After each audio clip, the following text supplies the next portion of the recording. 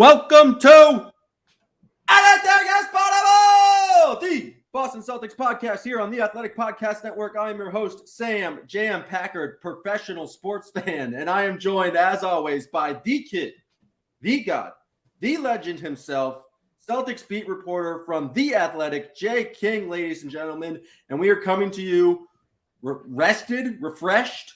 We both took a week off on vacation, and we're coming back. Celtics news happened to happen while we were both away. They signed two big extensions. Marcus Smart, 4 years, $77 million. Robert Williams, 4 years, $54 million. And what we thought was an offseason that was all about flexibility for next year's free agency class. We'll throw that entirely out the window because we're just getting the gang back together and getting together that core four. Well, I guess I'll call them a core four. Why not? But Jay, what were your reaction? I guess we'll start with Marcus Smart. What was your reaction to the Celtics signing him to a 4-year, $77 million extension? It seemed totally fair for both sides. He's a starter making starter money. He should theoretically be entering the prime of his career. I do think that he's a player that when he gets taken care of, it could actually impact his play. Like it could convince him he doesn't need to shoot more often. It could convince him to kind of tone down some of his more bravado plays. You think he was just shooting for the contract? No. I don't think that really goes through his head. But if I recall correctly, the last time he came back from signing a new contract, he had a very low usage rate. And obviously it was one of the years when they were really kind of loaded as a team. That was the year they had Kyrie and all those guys. But I remember talking to him, and he did say that having that contract kind of gave him a peace of mind. And so that stuff matters to guys. You know, there's so much money going around and so much money at risk that even if you're not primarily focused on that, it can come into play. But yeah, from a selfish perspective, I'm excited Marcus Smart is sticking around. He's one of the more insightful guys on the team, one of the guys with an actual personality, so that's good. And I do think the Celtics are very interested in Marcus Smart at point guard, and we'll see how that looks over this coming season next to Jason Tatum and Jaylen Brown. These two contracts, the two extensions rather, signify that the Celtics, they wanted to keep this young core around. Obviously, Smart, Robert Williams, anybody could be used as a trade piece. But to lock those guys up and have kind of four key pieces to build around is Brad Stevens' first kind of move toward building a nucleus for the future. Yeah, I think it was interesting because we heard about a lot of the earlier moves as the Celtics are doing everything they can to maintain flexibility. And I think everyone immediately jumped to the conclusion that's like, oh, they're going to have as much flexibility for 2022. Are you drinking soup right now out of a thermos? Sorry, I'm drinking water out of The Athletic Yeti. Oh, wow. It was nice of the company to send that over to Jay. I had to twist it to throw the logo on the live feed. Well, if our corporate overlords are listening, I would also like an Athletic Yeti. That sounds wonderful. Is it cold? I did not have cold water in there. I just got off a little Peloton workout, trying to get back in shape for our big one-on-one matchup. Oh, that's right. September 9th, I think, is the date. Or I think it was September 12th we chose, but whatever the second weekend in September is, that's when the big matchup will be. But back to Marcus Smart. I love him. I trust him. I think it's a solid deal for him. He's only making north of $20 million in the fourth year of that extension. So that'll be year 25, 26. And by then it'll be a new TV deal. So that the cap could be will probably even be less up. of the cap. Yeah. So I think that's like a very reasonable rate for Marcus Smart.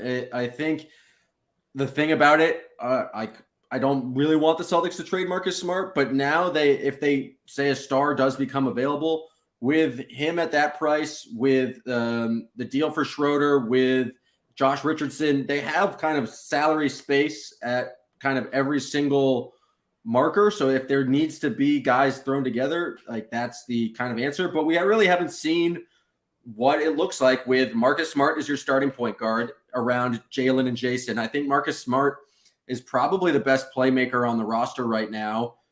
He's never really had the full keys to the offense because he's always kind of been your combo guard, and whether Kyrie was in here, Terry Rozier, or Kemba Walker. And so I think it's going to be just very interesting to see how that comes together. But I think it's a very reasonable deal. And I agree. It's just like you talk about like building a championship culture and things like that. And the Celtics, it feels like the franchise is all about like culture. And Danny Ainge has gotten criticized in the past for like kind of how he dealt with Isaiah Thomas and not the loyalty thing. Marcus Smart is the longest term, like tenured Celtic. Everyone talks about how it's like he impacts winning, like all the kind of cliches that go around with Marcus Smart. I do think it's like a good to kind of reward your guys for their hard work. You don't have to go into next season having Marcus Smart be a unrestricted free agent. I just think it's a feel-good deal all around. And I don't think it takes you out of the kind of pursuit of that third star because it's a very reasonable contract that any team would probably like to take on if you do, like whatever star comes available. And so I just think it's a very solid deal for the Celtics. And who knows? I think we'll see what happens with Marcus Smart at the point guard. I think, like I said, I think he's the best playmaker on the team. And so we've never really seen him kind of be in that role moving forward. Yeah, and I think with Smart, like, I mean, unless he gets injured and falls off because of that, like this deal should probably have pretty good value the whole way through. And I think at anywhere south of a maximum contract extension offer, the Celtics probably weren't going to be able to ink Marcus Smart. So to get it done at the 4-year max, I think it was fair. It like just totally fair. I think it's good for Marcus. He gets to that security of getting another 4 years. And it's good for the team because Marcus Smart, our player, like I said, he's 27 years old right now. This will take him through age 31, like when guys normally play their best basketball. And he's a guy, like you said, he helps set that culture. And we talked about this a lot of the time last year. Like you need more guys like Marcus Smart. You need more tough guys, more competitive guys, more defensive-minded guys. And so to bring Smart back, I think it's smart. I think it makes sense. You think it's smart? The other the other deal, the Robert Williams deal, like that could go either way. Because I think if he stays healthy and he continues on an upward trajectory, the progress he's shown, especially during his third season, was just really impressive. If he can do those two things, then this is going to be a steal because if he can stay on the court, if he can continue to kind of round out some of the rougher portions of his game, then you get not like the top end center, but a very quality starting center for a very reasonable deal.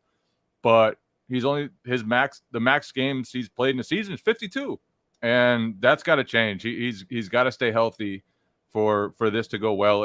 If he's still a part-time player, if his body continues to hamper him, if he's not available for the playoffs, then giving him $13.5 million a year, whatever it averages out to, then that could go pretty bad. It's not like a ton of money to commit to someone because, like we said, like average starter money is a lot these days. But it's enough that it would hurt if he does, go through a patch of bad health.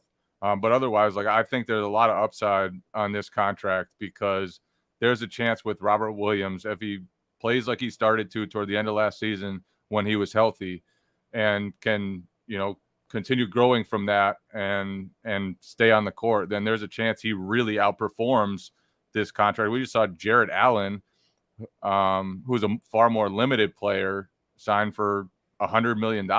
So I do think there's a chance that he outperforms this and it really bends in the Celtics' favor. But we'll see. He's kind of a question mark on a lot of fronts, but mostly just because his body. Yeah, it's entirely a bet on his health because if he comes back and plays upwards of 70 games next year and plays to the level of how he's like, he was going to get a much bigger contract than 4 years, $54 million. Like you lock him in for that number and he is healthy. Like can he reach what do you need him to be if you have Jaylen Brown and Jason Tatum on the court? You need him basically to be like a Clint Capella level player in terms of just like solid defender, which he clearly is and the athlete is, and vertical threat. Like he doesn't need to be a star player, but centers in this league who can kind of do what he does, his ability to kind of switch out. He's not like the best perimeter defender, but he can kind of switch out, and just his amazing leaping ability can have him block 3-pointers, which is wild and is kind of a rare skill. You just don't know, like say he has another hip injury, then it kind of gets into a shaky deal. But it feels like the type of thing, like I mean, obviously I'm biased and I'm going to say that the deal's an A+ no matter what, but it feels like the type of risk that you absolutely take on because you've seen his talent. And there's just no way to, like, I think, project out whether a player is more injury prone than anyone else. Like he has happened to be injured for the first 3 seasons of his career, but I don't know if he's necessarily like, I don't think the Celtics would give him a 4-year extension if they thought he was like a heightened injury risk. And like to lock in another starter, like, because that's what you're doing. If you're signing him to this extension, he's going to be your starter, hopefully for those 4 years.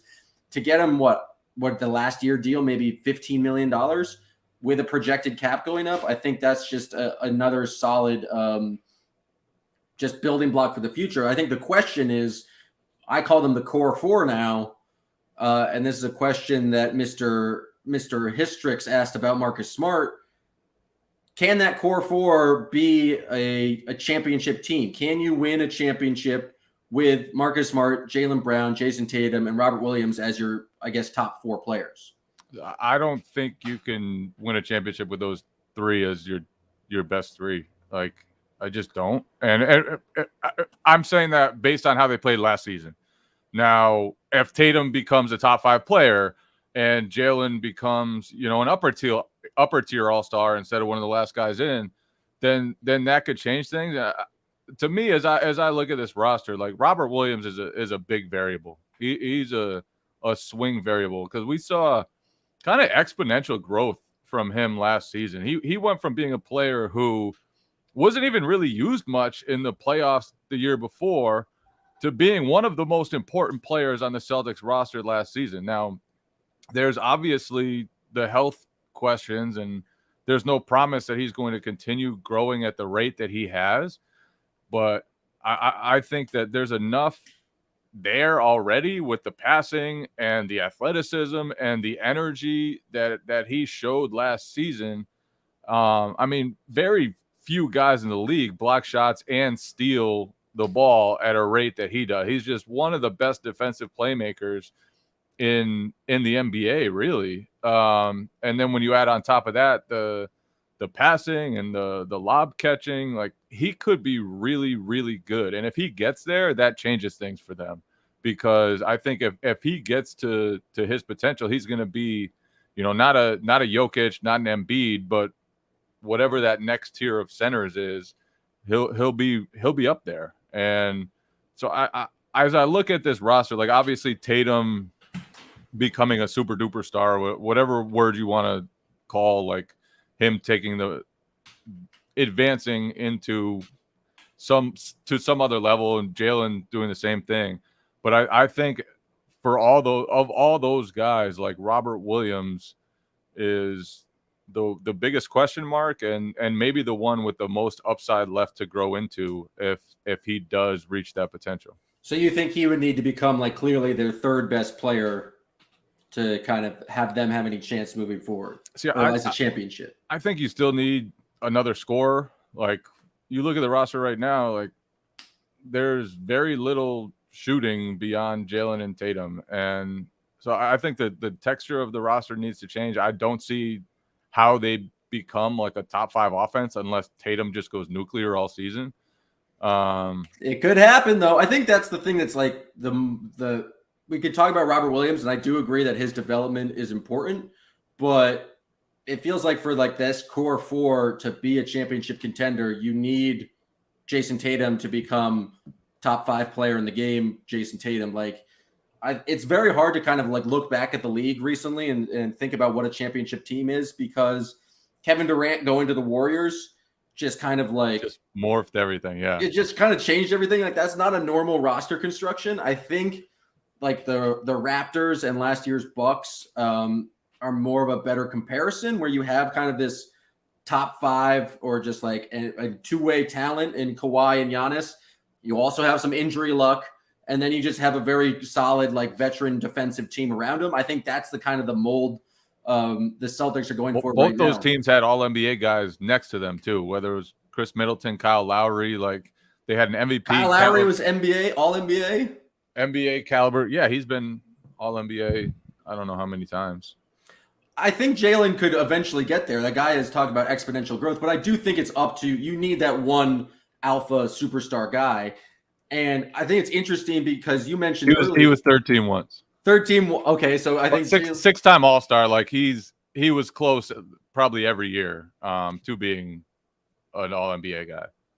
I think the thing that's interesting is that you mentioned talking about the Marcus Smart contract, like 28 to 32 is what we used to consider the prime of players' careers. Is that really the case anymore? And if so, Jason Tatum has what, 9 years to get go from 19 to becoming 28 in his prime? Like have we seen the best of Jason Tatum and Jaylen Brown yet? It's kind of insane to you'd think. Hope not.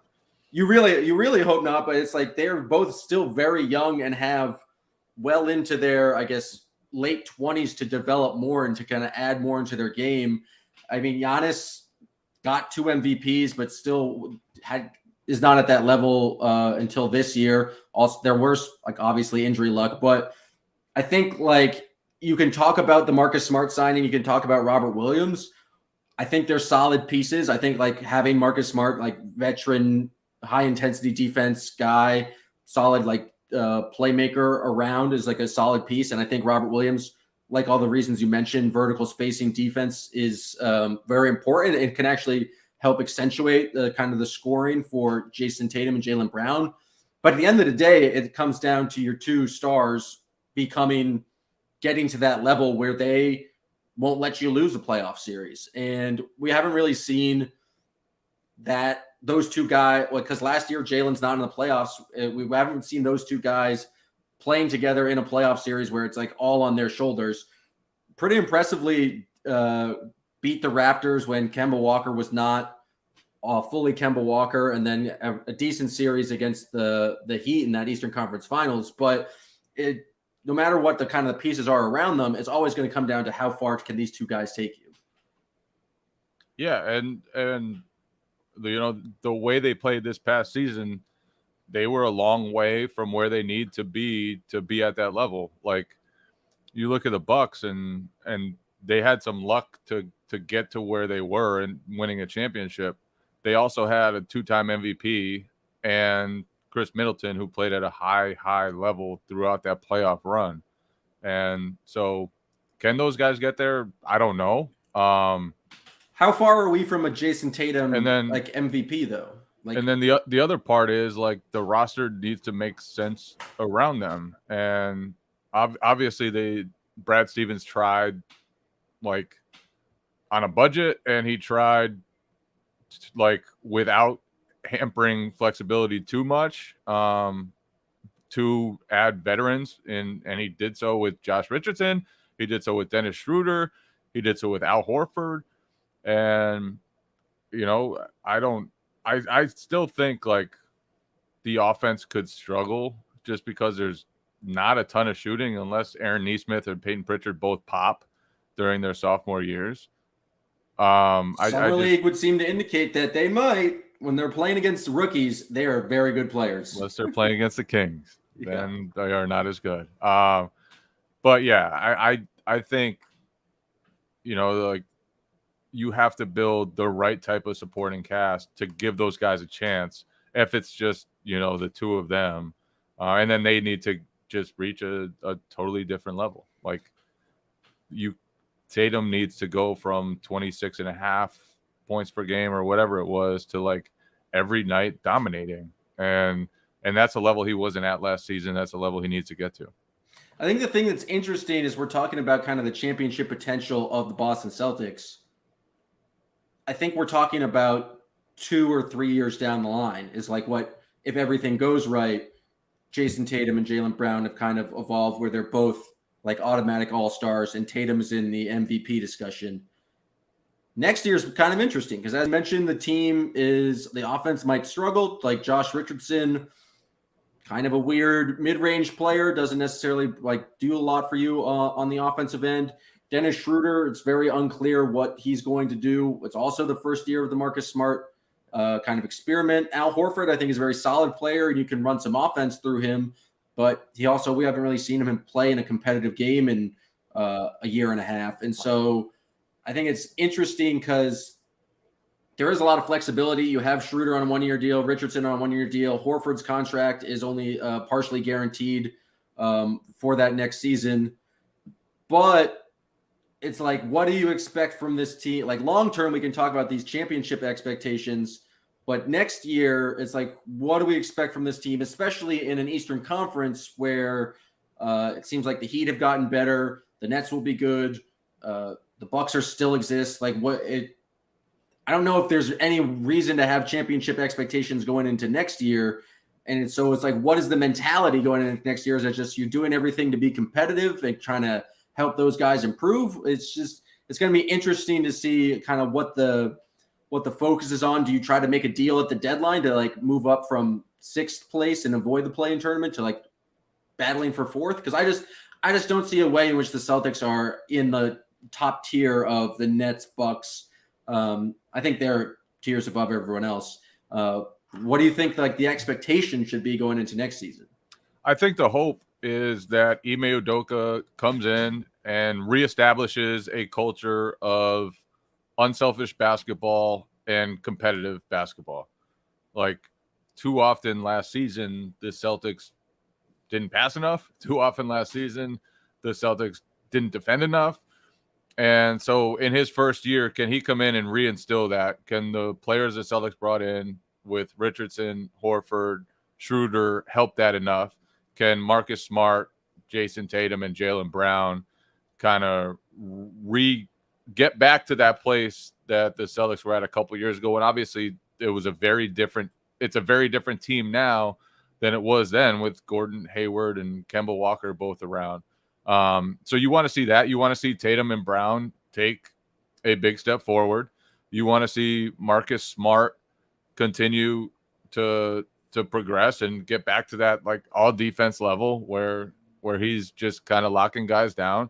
You want to see Robert Williams stay healthy. Like there are a million things you could say, but I think it starts with reestablishing the culture of winning basketball that kind of got lost last season. And Brad Stevens, he was frustrated a lot of the year with the way the Celtics played basketball. And now he's brought in a new coach, a first-time coach in Udoka. Can he connect with the players? Can he convince everyone to buy in and get back toward that? Because obviously there are a lot of steps to take to become a championship contender.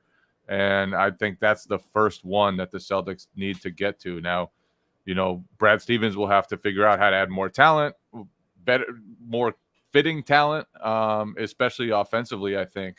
But there are like this team could be competitive. When you look at how they're set up, they could bring Richardson and Schroeder both off the bench. I think that's a possibility, one possibility right now.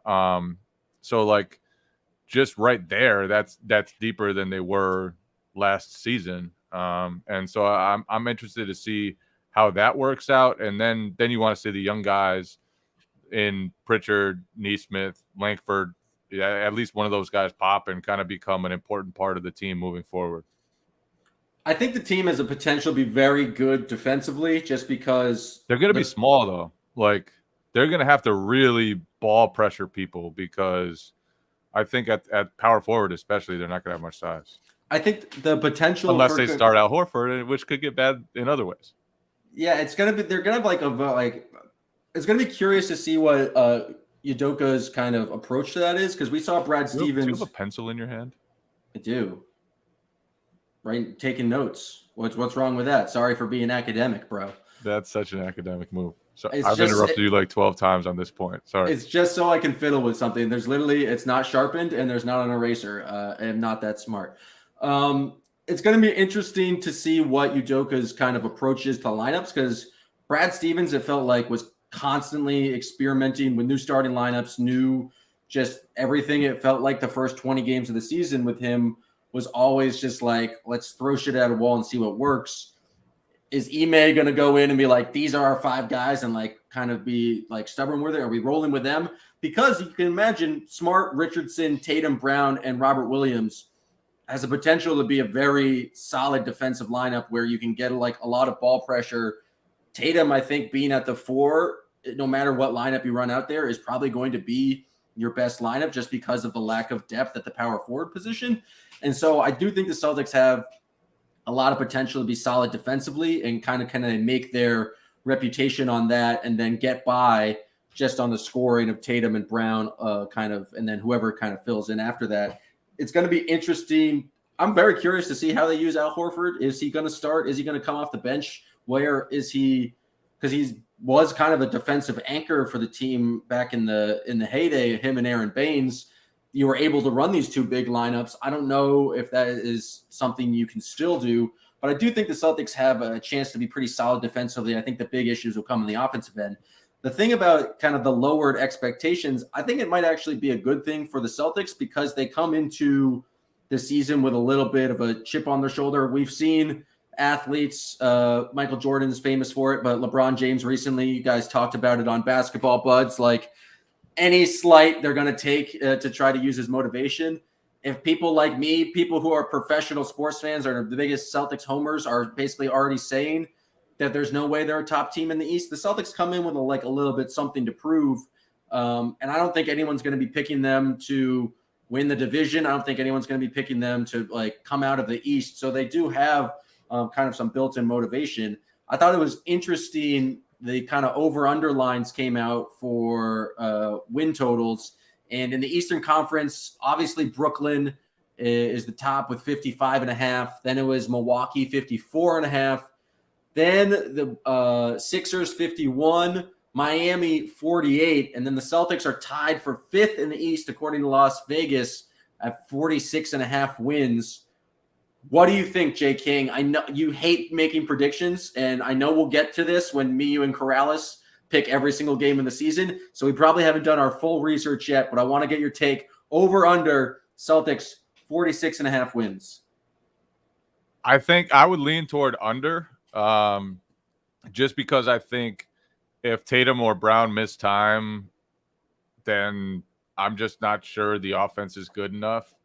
And I think that the lack of size at power forward, or just like a regular old power forward, like Al Horford, I don't think that works at power forward. I do think the Celtics are considering trying, or at least like right now as they look ahead, they're thinking like, okay, that might be an option, starting Al Horford for 5 minutes in each half or whatever.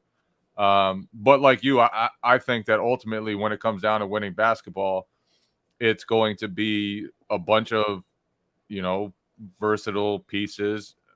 When Dennis Schroeder plays, the Celtics could be pretty small. I think we'll see probably a lot of 3-guard lineups with him, Richardson, Smart, Pritchard. Pritchard seems like he's earned some minutes, at least with his summer league play. Yeah, so I just think that they could be very small. And when you're small without a lot of shooting, like that could be tough. So they're going to need to figure out how to put shooting on the court, and they're going to need Tatum and Brown to stay healthy. So I would lean toward the under, but I think there's a universe in which, Al Horford and Robert Williams stay mostly healthy, and Tatum and Brown play a bunch of games, and the Celtics are pretty good. So I wouldn't count out like a 50-win Celtics team.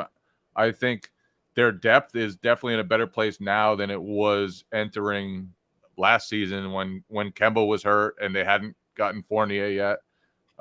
So I do think that from a depth perspective, they're better built maybe to handle some injuries, but just from scoring, like they won't be able to score. And maybe they grind out some wins, but But the size and lack of shooting, like those are two glaring deficiencies to me that could be pretty impactful if like Tatum, Brown, any of those guys miss substantial time. Like they're just going to be super duper small. Yeah. At that point, so I would lean under. I'd go under. I'm going to go over because because you're the eternal optimist. I'm the eternal optimist, and as like I think the injury point is a very good one because I think the scoring will be difficult if either of those two guys are out, and maybe the ball movement offense is better. And I do think like we talk about the two big lineup and Al Horford at power forward, and I feel like I just have the stain of watching Daniel Tice play power forward last year next to Tristan Thompson. I just don't like Al Horford is clearly a much better playmaker, can shoot much better than Daniel Tice. I think that's like a much better offensive option. My reason for going over is I'm existing in the universe where Aaron Nesmith steps up and plays like 20 minutes a game. Because if he can give you consistent bench just shooting, and he's a guy who can come off screens and defenses have to pay attention to him when he's in the game, he's another one of those, like he's never like he's not obviously going to guard a lot of fours, but he can switch on to fours and like be another one of those switchable defenders guys and be a little bit of a help just at that position of just throwing multiple wings out there. And he just has a skill set that shooting with size that this team desperately needs. And so in the internal optimist universe where Aaron Nesmith takes this big leap in year 2, when he finally has a full kind of summer to prepare and isn't coming off an injury, I think he can make a pretty sizable impact. And if he is your, what would he be, 7th man and just like a very solid contributor, I think that goes a long way to winning a lot of games. The thing that does give me pause is, as I mentioned before, the East has gotten better, and it's not just the top of the East. I feel like the Hornets are a little bit better. The Chicago Bulls are a little bit better. Just like I feel like the East is no longer the kind of clearly the worst conference, and so playing a full set of either 4 or 3 games against a bunch of Eastern Conference opponents, it's going to be it's going to be a battle every night. There's not many cakewalks in the league other than the Rockets, the Magic, and the Cavs. Yeah, the East is definitely good. Like even some of the teams that missed the playoffs last year, like the Hornets should be pretty good. The Pacers should be pretty good. The Wizards will probably be better constructed. The Wizards, yeah, those teams could be pretty good. And then when you think about how much Miami probably improved, and like you said, all the top teams are still there. The 76ers, depending on what they do with Ben Simmons, like they were the number 1 seed in the East last year. They won a ton of games. And even if they do bring back Simmons, like that's a team that could win a lot of games again. So yeah, it's going to be tough in the Eastern Conference. And the Celtics will have to be good. But yeah, we'll see. The thing that I think is most exciting about this Celtics team, like you said, is the potential to be very scrappy and athletic defensively. I think with Smart, with Richardson, with Tatum, with Brown, with Nesmith and Langford, if they're ready for substantial minutes and earn substantial minutes, there are some guys who can really get after it, and I think that's the. And then on the back line to have Robert Williams and Al Horford, two centers who in different ways can really impact the defense, then I think there's a chance the Celtics have a pretty good defense, but they're going to have to overcome being small, and they're going to have to be really tough and gritty and all those like cliche things that coaches talk about, because a lot of the time, like they'll be leaning on their perimeter guys to play like very, very scrappy defense and to play up a position and to play against guys that maybe have more size. So I think they could be a fun team. They're probably like the perfect Jam Packard team. Oh yeah, no expectations. Everything they do is going to be fun. They're going to be hopefully scrappy and playing in every single game. Like the cliche is defense wins championships. Defense also puts you in a lot of games. And so if you can get the game close and then kind of put the ball in Jason Tatum's hands, seems like a pretty good formula. Maybe not for 50 wins, but a lot of close games, a lot of fun games. I just think it's going to be I think it's going to be a lot more fun season than it was last year, largely just because of expectations. As soon as there's expectations, fans like myself turn into absolute assholes and get furious after every loss. But if you go in the season just like thinking it's going to be a kind of slightly above average team, then you can be pleasantly surprised. We did have one question. What have you thought about Brad Stevens' first few months as president of basketball operations?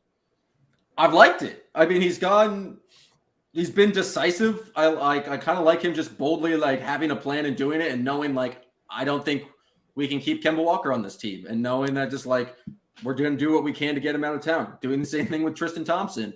I think signing like getting Josh Richardson for basically nothing in a trade exception makes a lot of sense to me. Getting Schroeder on a basically like low risk deal where either he shows up and you don't get hurt for it, avoiding paying the tax, which fans don't like to hear about because they want to have the billionaires pay the money, but it is important because it is a factor. It seems like all the right moves so far. And I just like that he's like done it and like kind of been decisive about what he's going to do. And so I don't know. This is the type of thing where they haven't played a game yet. And so if the Celtics start like next year, 5-15, like then I'm going to kill Brad because that's what we do as reactionary fans. But like, I don't know. I don't see what you can necessarily criticize him for because I think the biggest decision of the offseason was we're not going to pay Evan Fournier at that number. And I think he made the right decision on that because if you're going to pay Marcus Smart this extension, you're going to pay Robert Williams that extension.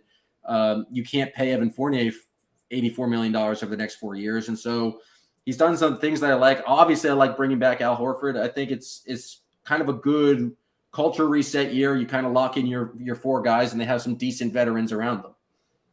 Yeah, I think, first of all, he was kind of strapped and limited in what he could do because he inherited a team that needed to make some cost-cutting decisions. And so the Kemba Walker trade, I believe, was that.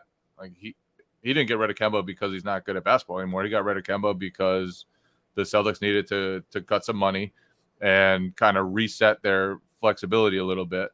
And so I think that was a good start to do that. And then to get kind of Josh Richardson for basically nothing, to get Dennis Schroeder on a small 1-year deal. Like, I don't love Schroeder.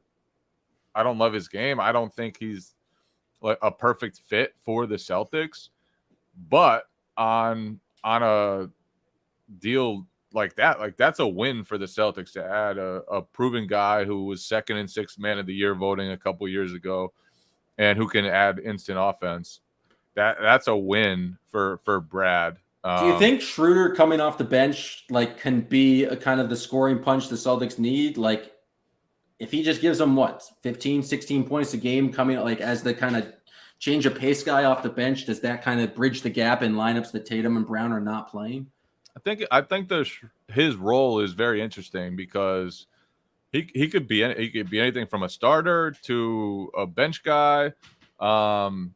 When he was in Oklahoma City, when he had his best year, they played a lot of 3-guard lineups pretty regularly with 3-guard lineups with Shai Gilgeous-Alexander, who's like point guard size, but a long point guard at small forward. And he played next to Chris Paul.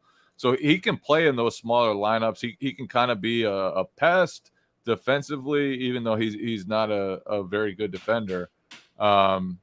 And then, you know, things didn't work out great in LA, but it's tough to fit next to LeBron when you're a guy who kind of needs the ball in your hands a little bit. So I think he knows he needs to reset his value and reestablish his value around the league.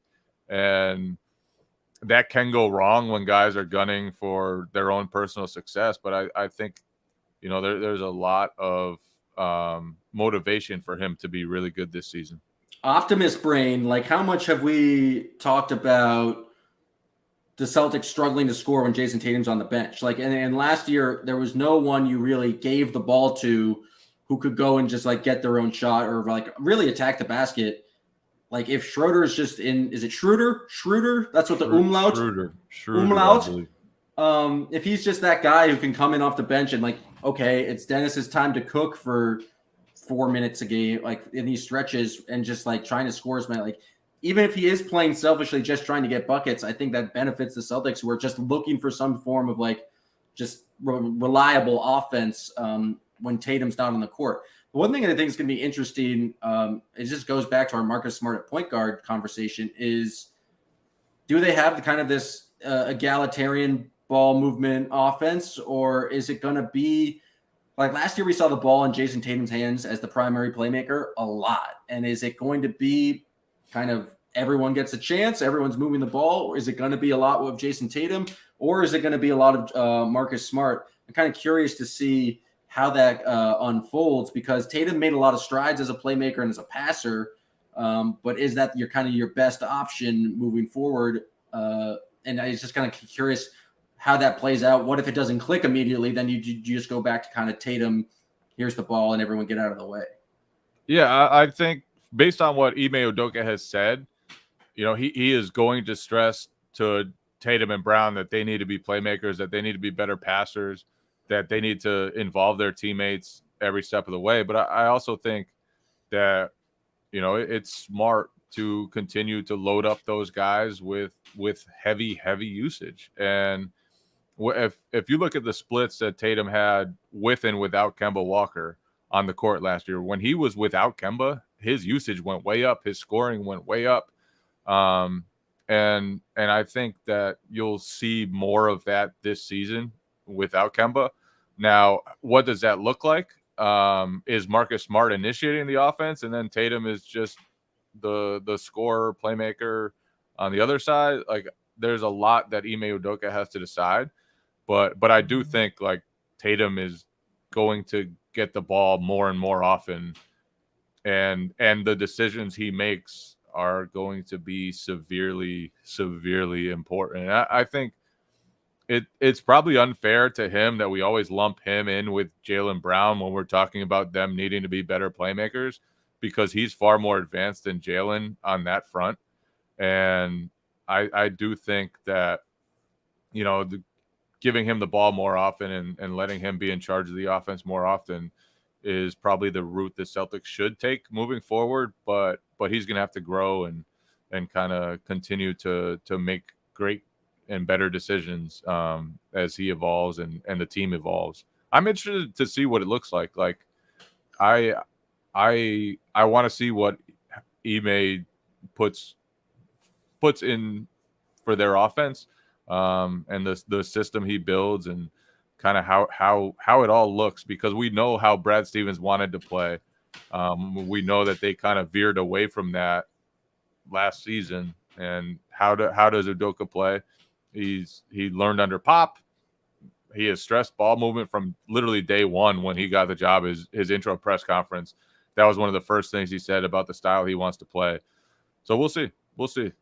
I think it's one of the reasons why I think Nesmith playing well is important, because I'm just imagining plays where it's Tatum running a pick and roll with either Horford or Robert Williams, and Horford gives you like the pick and pop, but like Time Lord really gives you that vertical spacing. But who's the guy in that corner that you can throw the ball to if the defense like kind of sags in?